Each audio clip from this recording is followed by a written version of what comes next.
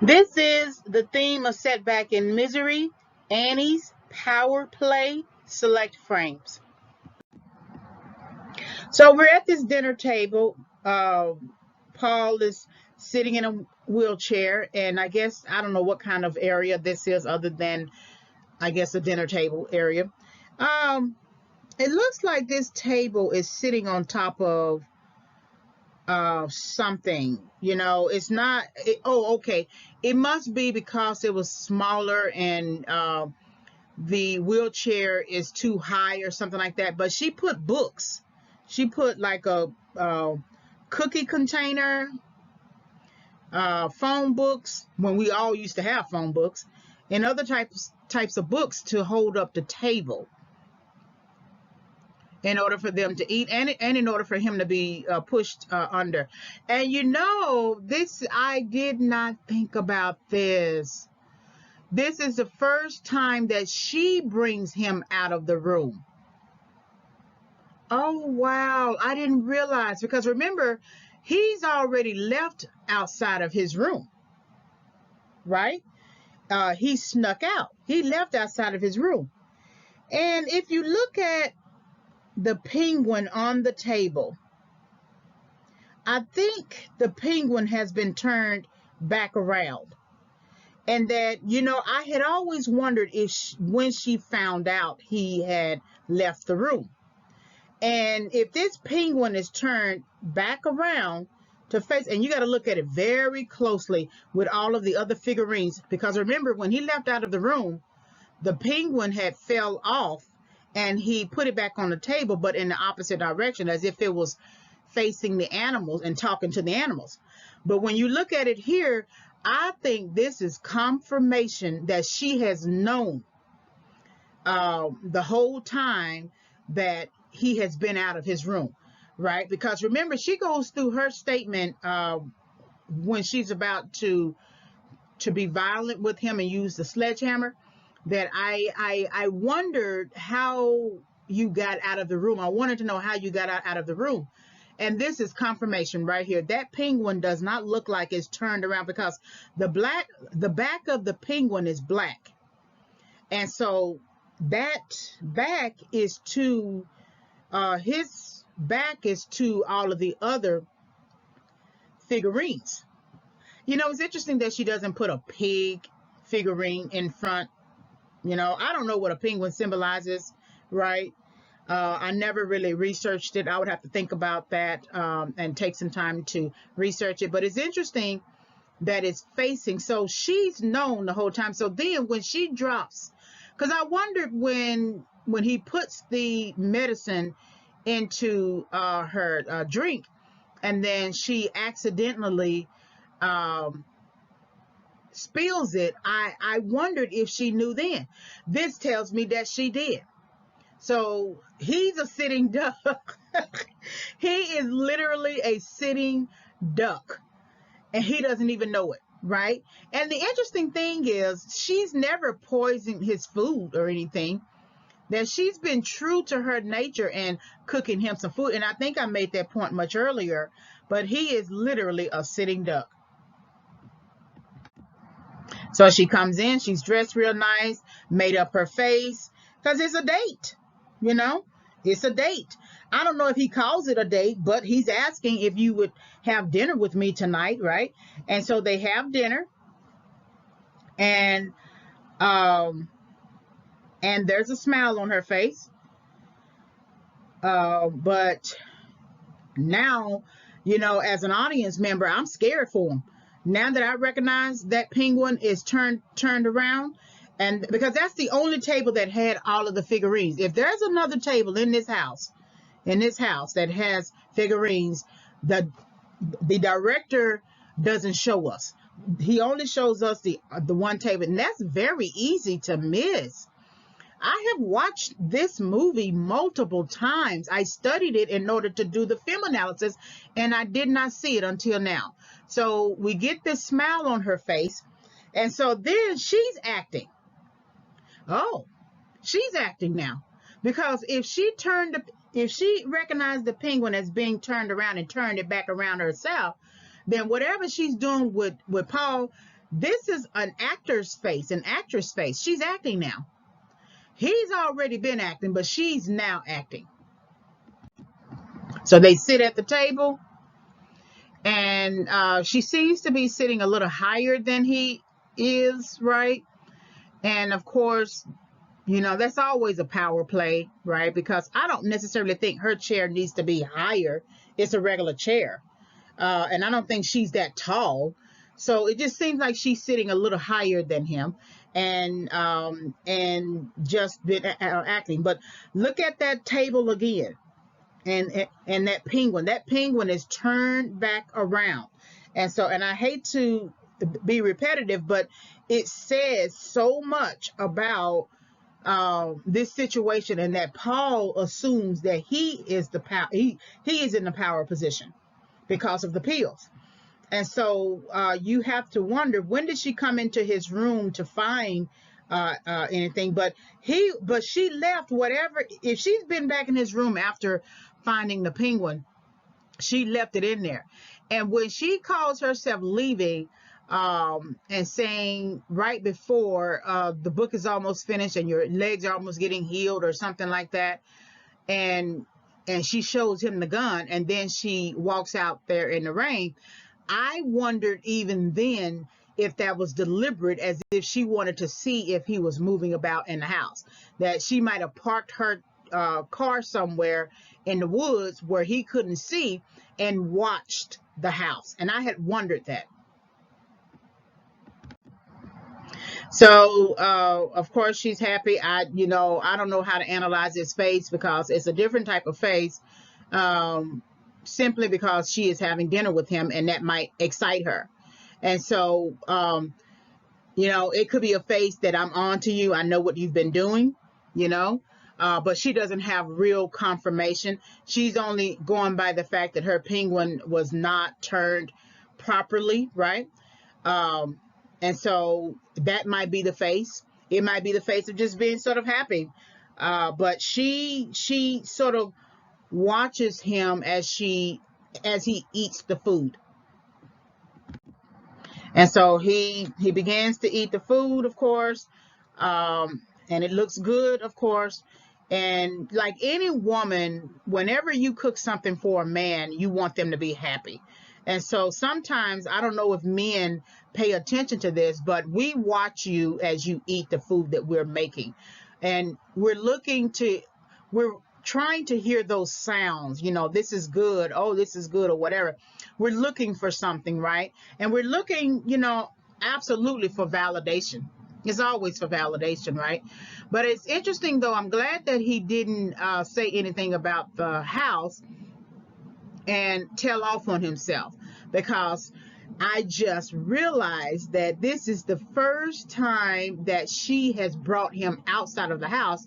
I mean, outside of the room. And interestingly enough, he wasn't suspicious of that. They could have had that dinner inside his room.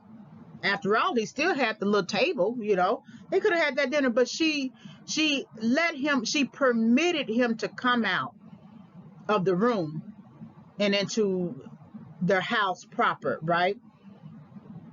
And so that's sort of like her permitting something. I don't know what that is. It could be simply just regular permission, but it's kind of like a parallel to the permission that he gives her to title his work and tell him what it's all about. And she's given him permission to, I don't know.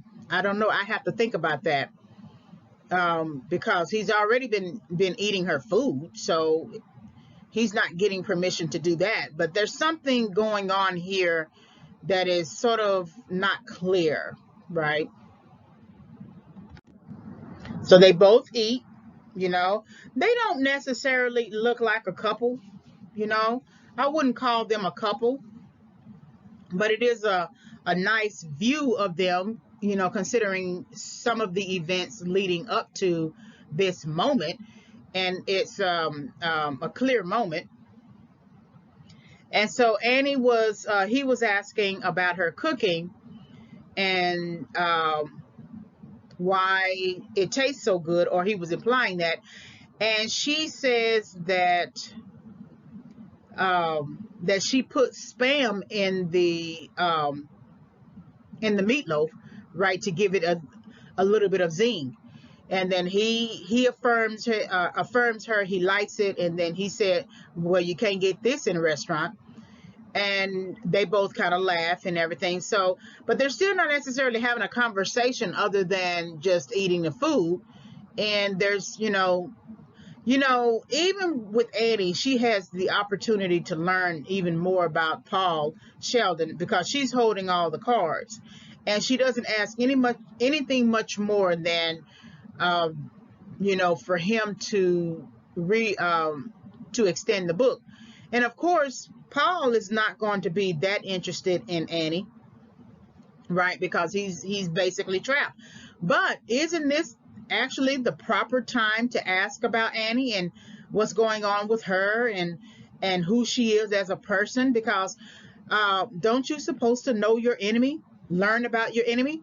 See, this is a contrast to Buster, who is willing to learn about Paul Sheldon and his books and what he thought and what he wrote about.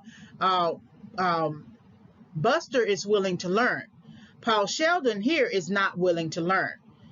This is absolutely the time to engage Annie in conversation. First of all, it gives you an opportunity to stay out of that room. I would use this opportunity as long as I could, eat my food as slowly as I could, keep eating, right, just to get her talking.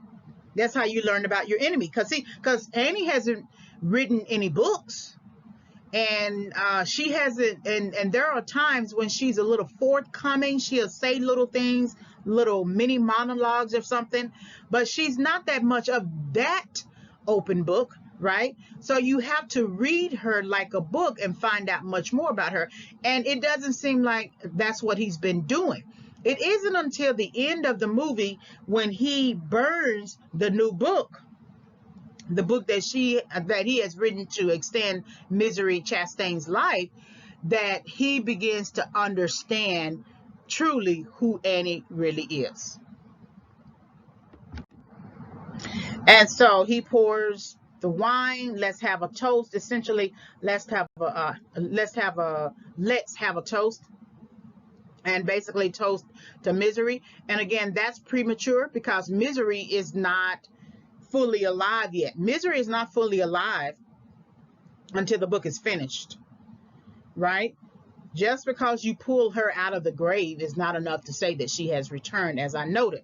And so he's saying, let's have a toast to Misery. And then he's asking, do you have any candles, right? He also asks, did you study decorating, right? You kind of have a flair. And basically the toast is to Misery and to Annie Wilkes, who brought her back to life. So he's crediting Annie as the one bringing her back to life, but he's actually doing all of the work. See, that's another thing. He's slipped up again and gave her permission and gave her credit where credit is not due. Annie is not responsible for bringing Misery back to life. Annie is not doing the work, the writing work. And, just on a very general note, how many times have people been praised for something when they did not do the work? That when it was someone else's work and they stole that person's work and then ended up getting the praise for it and the awards and rewards for it. And he's rewarding her with this praise that with a toast to Misery and to Annie Wilkes, who brought her back to life. You can't credit her that way. That's why it's very easy for her to try to take credit when Buster comes to the house and he's looking to see if Paul Sheldon is there, and she's talking about how she's been trying to write like Paul Sheldon, and he could read a couple of 100 pages of hers and tell her what he thinks. See, it's that parallel to Paul Sheldon doing exactly the same thing at the beginning. Maybe you could title the book, "Tell Me What You Think the Book is About," right? And so this unmerited praise and credit that he is giving Annie starts from the beginning, and he just continues to perpetuate it. So it's interesting then, you have to wonder if Paul Sheldon is truly the person who has been writing all these books, because why would you give credit to somebody else for anything you have written? Why would you give credit to somebody else? Now, it's true that he's been writing the books, because after all, he's sitting there and he's writing the book, right? And she's reading the drafts, right? But it's interesting, though, that you would give credit to somebody else, even something that you have put all the labor into all these years, and you are, crediting somebody else. I don't know. Maybe I'm thinking too much of it. And so then while she's in the kitchen getting the candles, he puts the medicine, the pills concoction into the drink. And I was thinking to myself, he should have switched the drinks, right? Or he should have put the pill concoction actually in the wine, because then even if she flipped over the glass of wine by accident or on purpose, it would still be in the wine. Again, not thinking, not strategizing, not really thinking logically. He's so preoccupied with trying to get out. It's like the person who's in jail or in prison. They're so preoccupied with trying to get out, but they don't know what to do once they get out. And so she comes in with the candles, with one candle, lights the candle, and this is reminiscent of when he had to light the candle to burn his book, right? And of course, I'm probably thinking that if she has matches, he's probably assuming that if she has matches, that she has a candle as well. But I'm quite sure that when she went back into that kitchen, she thought to herself that he was up to something, right? And so, yeah. And so as she's lighting the candle, the glass falls, the wine is spilled, and she's basically saying, "I'm sorry, Paul." And then she pours herself another wine. That's why I say he should have put the pill concoction into the wine. So, of course, he's shocked, because remember, he had a strategy. Whether it was good or not, he had a strategy, and now that strategy is not working. And it's no different than when he had a strategy to try to exit the misery writing business and try to do more serious work, that Annie comes in like a force and says, "No, you cannot leave misery. You have to continue to write misery, and anything else that is not misery has to be burned," right? So the strategy did not work, and it's no different than the type of strategy he was trying to adopt at the beginning of the movie. So they toast, and there's that face again. He puts on a smile like a baby. She smiled, he smiled, right? Because he can't let on with the idea that he just had a pill concoction in her drink that was trying to drug her. All right, like, subscribe, and visit. Like the video, subscribe to the channel, hit the notification bell for more discussions. You can visit my YouTube channel for further film analysis. It's Favors Film Analysis as the title of the channel. You can always send me an email and ask me a question, reginayfavors@yahoo.com. My Overcoming Setback 5 Keys for Entering and Exiting Correction book will become available around October 2021. I'm still doing some editing. The book does not focus on film analyses, but I use the content that I created for the book to support my my perceptions of Setback used as a theme in select films. So when the book becomes available, I will send out a notification video, audio. Thank you very much for visiting the channel.